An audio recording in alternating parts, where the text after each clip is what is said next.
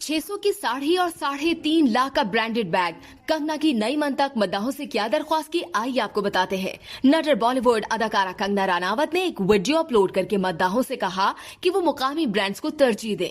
कंगना ने कहा कि मैंने कोलकाता से 600 रुपए की साड़ी खरीदी, लेकिन साथ ही वो एक बहुत महंगे ब्रांड का बैग भी थामे हुए थी, जिसकी मालियत भारत में 3.5 लाख रुपए है।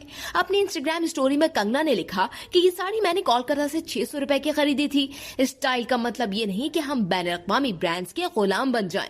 हमें कौम परस्त होना चाहिए, अपने ही ब्रांड्स को प्रमोट करना चाहिए। आपका हर कदम कौम के लिए सूदमंद होना चाहिए। जब आप मुकामी अशिया खरीदते हैं तो कई खानदानों के चूल्हे जलते हैं। इस वीडियो से सिर्फ इतना ही। मजीद जानने के लिए सब्सक्राइब कीजिए डेली जंग यूट्यूब चैनल और लाइक कीजिए डेली जंग फेसबुक पेज।